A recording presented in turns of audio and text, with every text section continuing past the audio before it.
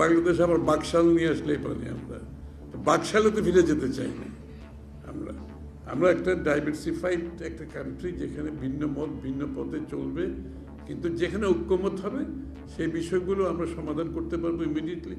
আর যেখানে ঐক্যমত হবে না, সেটা আগামী দিনে নির্বাচনে প্রত্যেকটি দল তাদের ম্যান্ডেট নিয়ে, তাদের ম্যানিফেস্টো নিয়ে, তাদের ভাবনা নিয়ে জনগণের কাছে যাবে, এবং জনগণের ভোটের পরিপ্রেক্ষিতে যে সংসদ হবে, জনগণ যে ম্যান্ডেট দেবে, সেই সংসদ সেই সংস্কারগুলো বাস্তবায়ন করবে, সিদ্ধান্ত নেবে।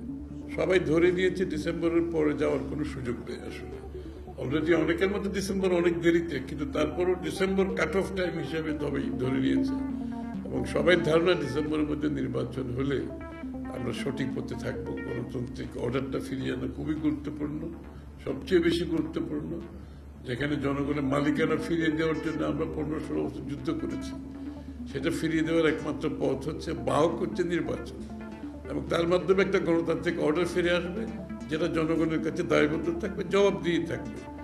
সেটাই তো আমাদের প্রত্যাশা ছিল।